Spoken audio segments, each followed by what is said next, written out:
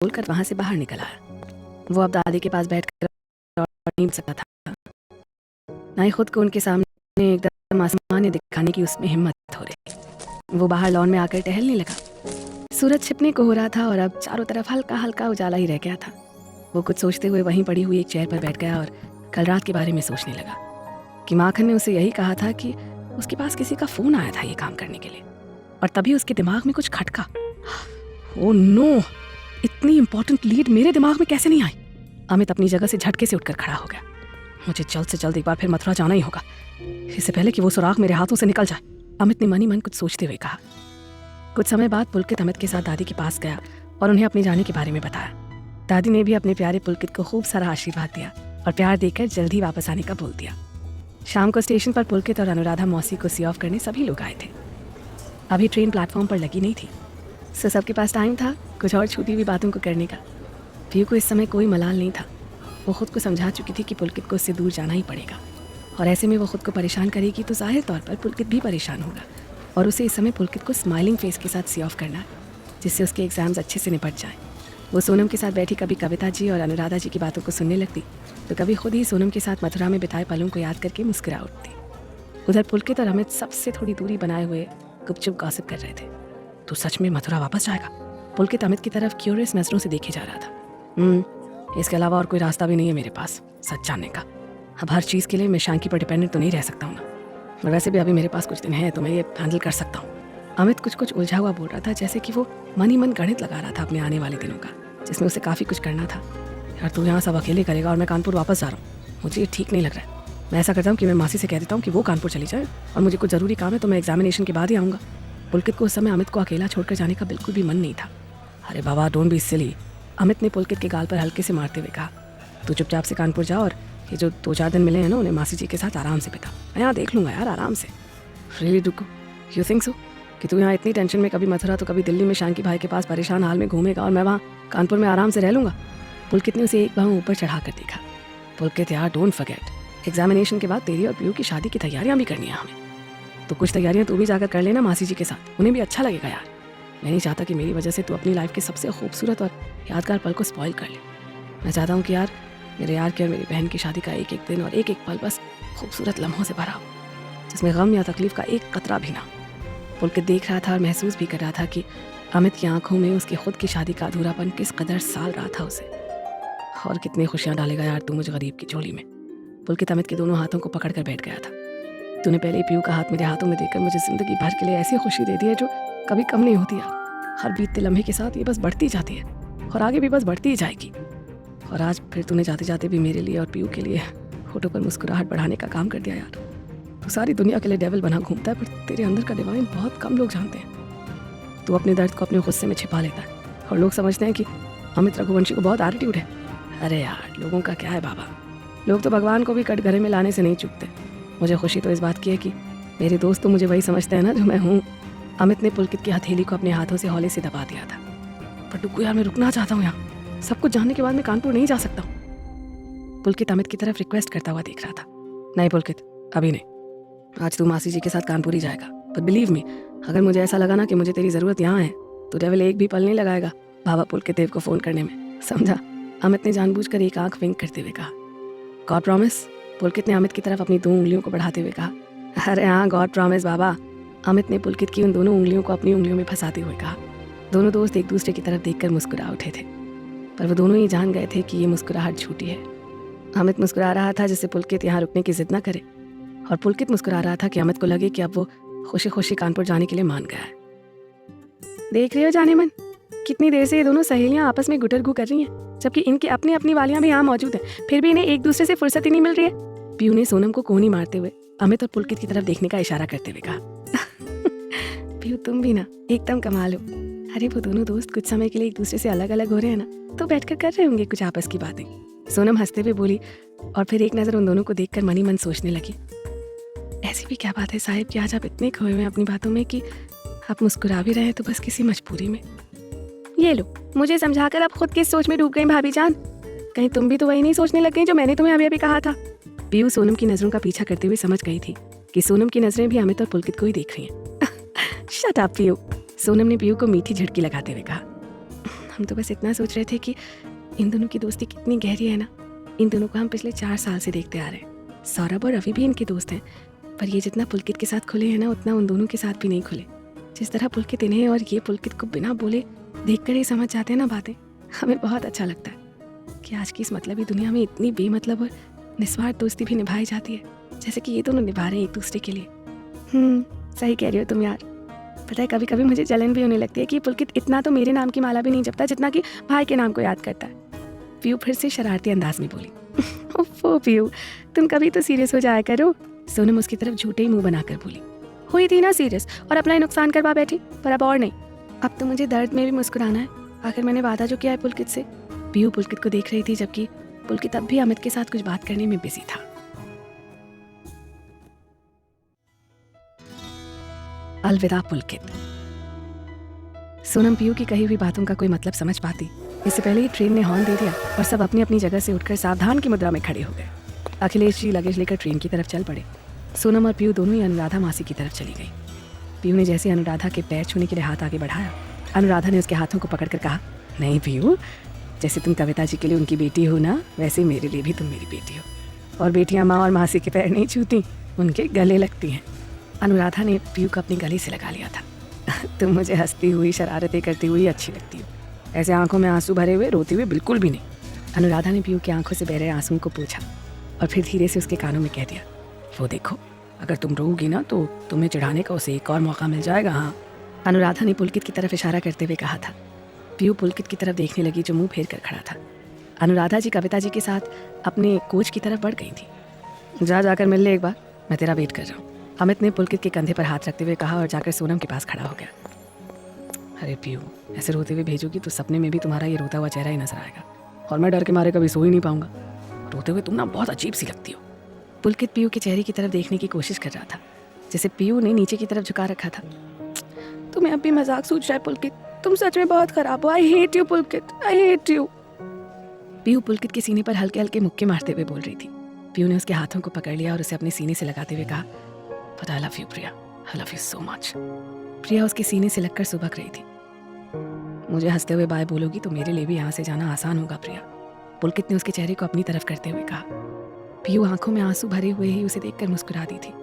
तभी ट्रेन ने final horn बजा दिया। पुलकित ने हौले से प्रिया के होठों को छू लिया और एक बार कसकर उसे गले लगाकर गुड बाय कहा और वहाँ से आगे चल दिया। रुको, अपना वादा याद रखना, I am waiting for your call. Pulkit ने धीमे धीमे सरक रही ट्रेन में चढ़ते हुए अमित से कहा और ट्रेन के गेट पर खड़ा होकर अमित को बहुत विश्वास भरी निगाहों से देखने लगा। या you don't worry about it, मैं मैनेज कर लूंगा, but of course I remember my promise, Amit ने पुलकित को आश्वासन देते हुए कह दिया। पुलकित हल्के से मुस्कुराया और उससे दूर हो रही पीयू को उसने आंखों ही आंखों में बाय बोलते हुए अपनी आंखों को बंद कर लिया, जैसे वो उसे देखकर आंसुओं के बीच भी मुस्कुरा रही पीयू की तस्वीर को अपनी आंखों में कैद करना चाह रहा था। थोड़ी देर बाद जब उसने आंखें खोली तो स्टेशन धीरे धीरे पीछे छूट चुका था और अब प्लेटफॉर्म पर खड़े अमित, सोनम, प्रिया, अखिलेश जी और कविता जी सब धुंधले धुंधले दिखाई देते हुए धीरे धीरे बिल्कुल ही आंखों से ओझल हो गए। वो थके मन से अपनी सीट पर आकर बैठ गया और आकर आंखें बंद कर ली। सामने दूसरी सीट पर बैठी हुई अनुराधा जी इस समय पुलकित को टोकना नहीं चाहती थी। वो समझ सकती थी कि इस समय पुलकित किन हालात से गुजर रहा था। उसे कुछ समय अकेला छोड़ने की सोचकर अनुराधा जी अपनी सीट पर टीक लगाकर आंखें बंद करके बैठ गई और जल्दी ही उन्हें नींद आ गई। अब पुलकित की आंखों में नींद और दिन का चैन नहीं था।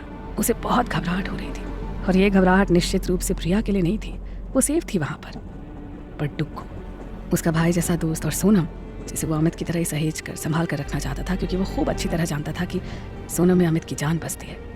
वो दोनों ही सेफ नहीं थे वहाँ। अमित अकेले सब मैनेज कर पाएगा या नहीं, कहीं उसके लिए कोई प्रॉब्लम क्रिएट ना हो जाए। ओह नो, मुझे डुग्गू की बात माननी नहीं चाहिए थी। पुलकित खुद पर गुस्सा हो रहा था। ठीक है, मैं कल तक उसके फ़ोन का इंतज़ार करूँगा।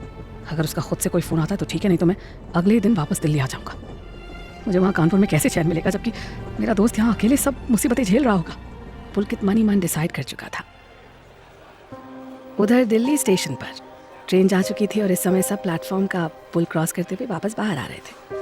अमित सबसे पीछे पीछे चल रहा था और चलते हुए अपने फ़ोन पर शांकी से धीरे धीरे बात भी करता जा रहा था। अखिलेश जी कविता जी के साथ बातें करते हुए बाहर आ रहे थे और सोनम प्रिया के साथ निशब्द चली आ रही थी। आपा, आप लोग सब घर चलिए, मुझे एक अर्जेंट काम है, मैं उसे निपटा कर आता हूँ, अमित ने पार्किंग एरिया में गाड़ी के पास पहुँच कर कहा। अरे पर बेटा, तू सुबह का निकला हुआ है और अब टाइम देख, थक गया होगा, जो भी काम है कल कर लेना, कविता जी ने आसपास पसर चुके अंधेरे को देखकर थोड़ी चिंता जताते हुए कहा। अरे माँ, इट्स अर्जेंट, मैं जल्दी आ जाऊँगा। और वैसे भी कल मुझे दिल्ली से बाहर जाना है कुछ काम के सिलसिले में, अमित ने नजरें चुराते हुए कहा। सब उसकी तरफ हैरत से देखने लगे, पर सोनम की आंखें तो साफ समझ रही थी कि उसके साहिब किस हद तक परेशान है, पर वो सबके सामने कुछ कैसे कह पाते। अच्छा ठीक है, अब जब इतना ही ज़रूरी काम है तो हम तुम्हें नहीं रोकेंगे, पर टाइम का स्पेशल ध्यान रखना अमित। अखिलेश जी ने जैसे अमित को याद दिलाते हुए कहा था कि घर पर और किसी के लिए ना सही, पर सोनम के लिए ही सही जल्दी आ जाना। पर अब अमित पा को कैसे बताता कि वो ये सब सोनम के लिए तो कर रहा था। आप घर जाइए और अच्छी तरह से आराम कीजिए, थक गई होंगी, मैं जल्दी आ जाऊंगा आपके पास। आखिर मुझे भी तो आराम करना है। आप अच्छी तरह से जानती हैं कि मुझे आराम सिर्फ आपकी बाहों में ही मिलेगा। अपनी धन्नू पर बैठते हुए अमित की नज़रें सिर्फ सोनम पर टिकी हुई थी, जैसे उसे वो अपने दिल का हाल और संदेश दोनों समझा रही थी। सोनम भी चुपचाप गाड़ी में पीछे की तरफ पीयू के साथ जाकर बैठ गई थी। हमें आपका इंतज़ार रहेगा साहिब, जब आपको आराम मिलेगा तब तो हमारे दिल को भी चैन आएगा। सोनम ने भी अमित को जवाब दे दिया था। एक पल के लिए दोनों की नज़रें आपस में टकराईं और दोनों ही मुस्कुरा दिए थे एक दूसरे की आंखों में देखकर। अखिलेश जी ने गाड़ी को घर की तरफ बढ़ा दिया और अमित ने अपनी गाड़ी को शंकर नारायण मिश्रा और शांकी भाई के अड्डे की तरफ बढ़ा दिया।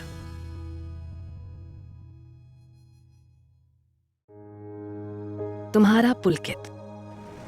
कुछ देर बाद गाड़ी रघुवंशी हाउस में एंटर कर गई।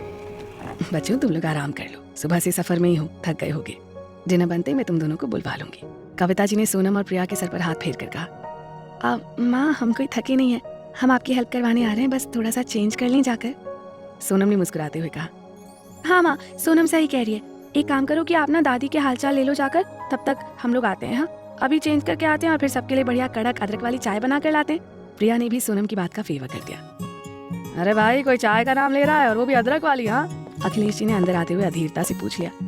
जी पापा, आप फ्रेश होकर बैठिए, हम अभी सबके लिए अदरक वाली चाय बना कर लाते हैं। सोनम ने धीरे से मुस्कुरा कर कहा। बेटा सोनम, अगर चाय के साथ प्याज और हरी मिर्च के पकौड़े भी हो जाए तो अखिलेश जी ने डरते डरते कविता जी की तरफ देखते हुए सोनम से कहा। जी नहीं, बिल्कुल भी नहीं। अवनी की शादी से लेकर अभी तक आपने और दादी ने खूब अपने मन की किए, पर अब आप दोनों को खाना मेरी निगरानी में ही मिलेगा और इस समय पकौड़े तो बिल्कुल नहीं बनेंगे। चाय पीनी है तो बताइए।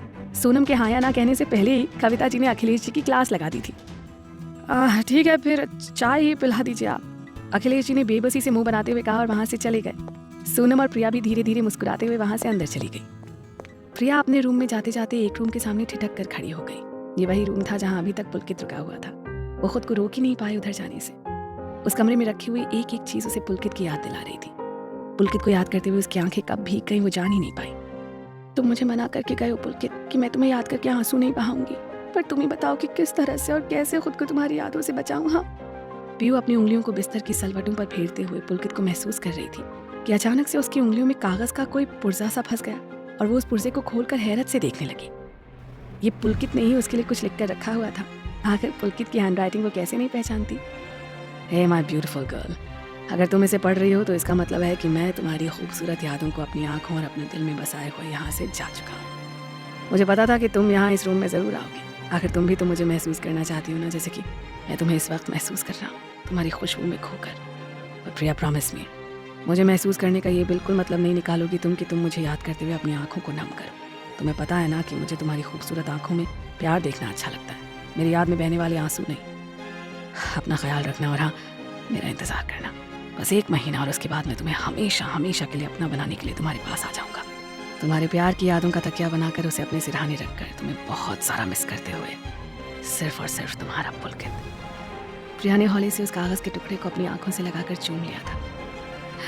मुझे भी इस 1 महीने के गुजरने का बहुत शिद्दत से इंतजार है पुलकित, और वादा करती हूँ कि तुम्हें याद करके सिर्फ मुस्कुराऊंगी, आंसू बिल्कुल भी नहीं बहाऊंगी। हमें कहाँ मालूम था कि इश्क होता क्या है।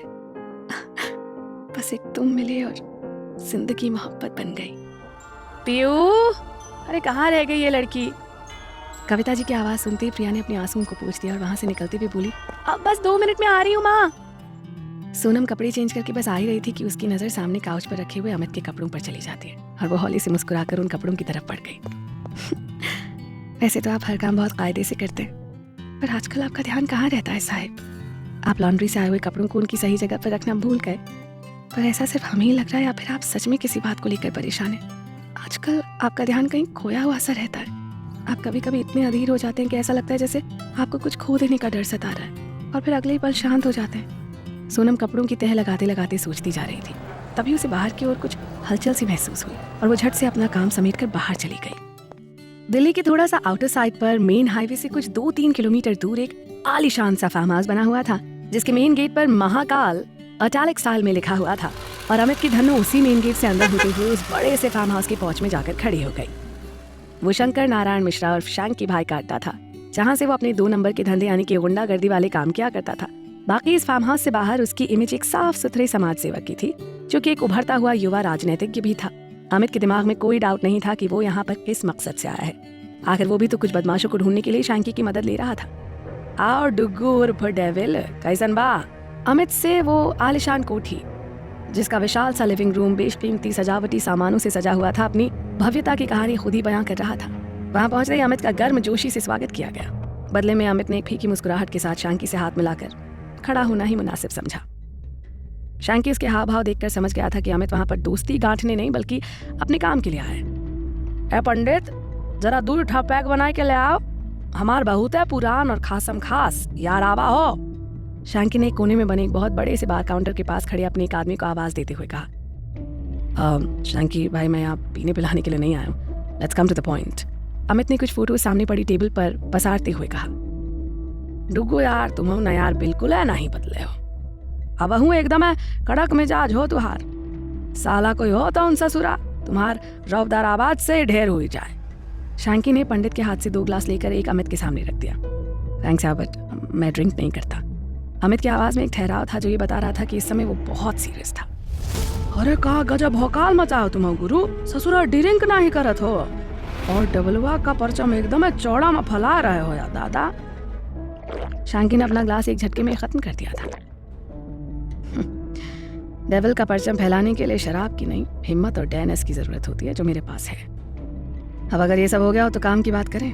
अमित ने शैंकी का ध्यान टेबल पर बिखरे पड़े फोटोज की तरफ करते हुए कहा, ये साला कौन आ गवा जौन ससुरा नाक के सीध में सीधा घुसाई चला आया मथुरा में, और वो तुम्हारी ससुराल।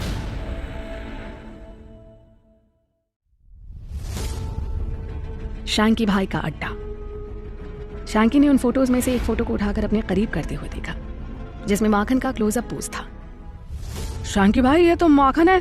यहाँ दिल्ली पुलिस भी इसे छोटी बड़ी चोरी और लूटपाट में कई बार अंदर कर चुकी है। अभी कुछ समय पहले ही अपन के पंटर लोगों ने इसे मथुरा में देखा था। शायद यहाँ का एरिया छोड़कर अब ये उधर ही सेट हो गया। पीछे खड़े पंडित ने शैंकी के हाथों में पकड़ी हुई उस फोटो में झांकते हुए कहा।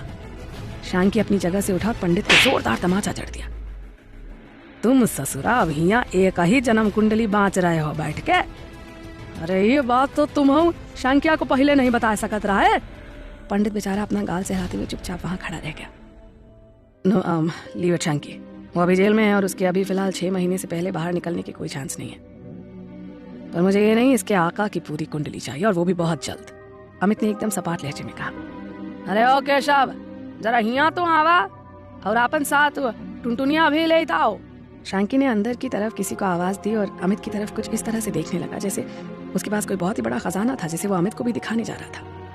अमित भी चेहरे पर हैरानी लिए हुए कभी शैंकी की तरफ देखता तो कभी उस दरवाजे की तरफ देखने लगता जहां से कोई आने को था। सोनम बेटा, डुग्गू तुमसे कुछ कहकर गया था क्या? अखिलेश जी ने खाना सर्व कर रही सोनम से पूछ लिया। नहीं पापा, हमसे तो उन्होंने अलग से कुछ भी नहीं कहा। सोनम के हाथ रुक गए थे डोंगे से सब्जी निकालते हुए। पता नहीं ये लड़का कहाँ रह गया, टाइम का कोई हिसाब किताब ही नहीं रखता है। अरे ये भी नहीं सोचता है कि अब सोनम भी है जो खाने के लिए उसका इंतजार कर रही होगी। अखिलेश जी रोटी का निवाला बनाकर सब्जी की कटोरी में गोल गोल घुमा रहे थे। अब पापा, उन्हें कोई जरूरी काम होगा तभी देर लग रही है उन्हें। आप सब खाना खा लीजिए, उनके आने पर हम भी खाना गर्म करके उन्हें खिला देंगे। सोनम तो इतना जानती ही थी कि इस समय बीते कुछ दिनों से अमित सबके सामने, यहाँ तक कि उसके सामने भी नॉर्मल रहने की कोशिश कर रहा था, पर कोई तो ऐसी बात थी जो उसे अंदर ही अंदर सुकून नहीं दे पा रही थी। राम हारा राम जी, यो छोरे नु कब घणी अकल आवेगी? जे खाने के टेम अपनी बिंदनी नु घना इंतजार कौन ही कराना चाहिए, पर वाह जल मुर्गे नु कौन समझाए? शादी हो गई और कल को नन्हे मुन्ने चूजों का बाप सा भी बन जावेगो, पर वाह अपनी एटीट्यूड की दुकान कतई बंद कौन ही कर सके सा। दादी चुपचाप अपना सूप पीती जा रही थी और बीच बीच में सदवाक्य भी बोलती जा रही थी, जिन्हें सुनने के बाद सोनम तो झेंपते हुए किचन में चली गई थी और बाकी सब अपने मुंह पर हाथ धरे धीरे धीरे मुस्कुरा रहे थे। इधर पुलकित कानपुर पहुंच गया था और वहां पहुंचकर सबसे पहला काम उसका था अमित को फोन करना। पर अमित जिस इलाके में था वहां नेटवर्क की बड़ी प्रॉब्लम थी और शायद इसलिए पुलकित का उससे कोई कांटेक्ट नहीं हो पा रहा था। थक हार कर उसने पीयू को फोन किया और अपने कानपुर सही सलामत पहुंचने का बताकर अमित के बारे में पूछा। भाई तो तुम्हें सी ऑफ करके स्टेशन से निकल गए थे, कह रहे थे कुछ जरूरी काम है उन्हें। मतलब डुग्गू जरूर शांकी से मिलने गया होगा। पीयू की बात सुनकर पुलकित मनी मन कुछ सोचने लगा था। क्या सोच रहे हो तुम? पुलकित को शांत समझकर पीयू ने उसे टोक दिया। अब नहीं कुछ नहीं, बस सोच रहा था कि तुमने मेरा नोट पढ़ा या नहीं। पुलकित ने बात बदल दी। क्या तुम मेरे लिए कोई नोट छोड़ कर गए थे? प्रिया ने बनते हुए कहा। हाँ, पर क्या तुमने अभी तक वो पढ़ा नहीं? पुलकित ने भी उसी टोन में पूछा। नहीं, तुम्हारे जाने के बाद घर आकर बहुत सारा काम था, सब कुछ इधर उधर हो रखा था और फिर रात को डिनर की तैयारी भी तो करनी थी, तो टाइम ही नहीं मिला। प्रिया ने कुछ इस तरह से कहा जैसे वो सच में बहुत बिजी थी और बेचारी सांस भी नहीं ले पा रही थी इस बिजनेस के मारे। ओह सच में? पुलकित डबल नौटंकी करते हुए बोला। प्रिया, अगर तुम समझती हो कि मैं तुम्हारे गेम में फंस जाऊंगा और तुमसे रिक्वेस्ट करूंगा कि जाओ और जल्दी से वो नोट पढ़ लो, तो फॉर योर काइंड इन्फॉर्मेशन मैं ऐसा कुछ भी नहीं करने वाला हूँ। हाउ मीन यू आर पुलकित, तुम मेरे लिए कुछ लिख कर गए हो और तुम ही चाहते हो कि मैं वो ना पढूं? प्रिया अपने मुंह पर हाथ रखकर अपनी हंसी दबाए हुए खड़ी थी। हाँ मिसेस सचान, क्योंकि मैं अच्छी तरह से जानता हूँ कि घर आकर तुम सबसे पहले वहीं गई थी जहाँ मैंने तुम्हारे लिए वो नोट लिख कर रखा था। पुलकित ने प्रिया की चोरी पकड़ ली थी। प्रिया चुप हो गई, पर उसकी आंखों में नमी और होठों पर हंसी बिखर गई थी। तुम्हें कैसे पता चला कि मैं वहीं गई थी? क्योंकि पुलकित की प्रिया उसके दिल में बसी हुई है। तुम भले ही मेरी नजरों के सामने नहीं हो, पर मैं जान जाऊंगा कि तुम क्या कर रही हो। पुलकित की बात सुनकर प्रिया मनी मन मुस्कुरा उठी, पर सामने से मुंह बनाते हुए बोली, हाँ कुछ भी। हाँ, अगर इतना ही मैं तुम्हारे दिल में बसी हूँ तो अभी बताओ मैं क्या कर रही हूँ और क्या सोच रही हूँ। सोच लो, फिर बाद में मुझे बेशर्म मत बोलना और मेरी बात का जवाब दिए बिना फोन डिस्कनेक्ट मत करना। पुलकित ने शरारत से कहा। ऐसा तो मैं कुछ भी नहीं सोच रही हूँ जो तुम बताने जा रहे हो। पीयू एकदम से बिस्तर से उठकर बैठ गई। अरे आराम से पीयू, ऐसे घबरा कर बिस्तर से उठोगी तो सब पूछने लगेंगे कि तुम ऐसे क्यों घबरा रही हो, फिर सबको क्या जवाब दोगी तुम? पुलकित शरारती अंदाज में धीरे से बोला। तुम सच में बहुत खराब हो पुलकित, मुझे नहीं बात करनी है तुमसे कोई भी। प्रिया फोन काटने को हुई तो पुलकित की आवाज सुनकर उसकी उंगलियों की हरकतें रुक गई। बिना कुछ कहे फोन रख दोगी तो फिर मुझे नींद कैसे आएगी? हाँ Piyu, I love you, Piyu ने जल्दी से कहा। ऐसे इतना मशीनी? दिल से बोलो पीयू, वरना मैं फोन नहीं रखने दूंगा। अब जिस तरह से तुम मुझे परेशान कर रहे हो ना, यही मिलेगा, लेना हो लो, नहीं तो गुड नाइट। पीयू ने फोन डिस्कनेक्ट कर दिया। पागल लड़की, तुम्हें तो मैं बताऊंगा कि सच में परेशान क्या करना होता है, फिर देखूंगा कि फोन काट कर या मुझसे बचकर कहाँ जाओगे तुम। प्रिया पुलकित सचान। पुलकित प्रिया के बच्चों जैसे रूठने पर मुस्कुरा उठा था। फोन किया तुमने उस नालायक को?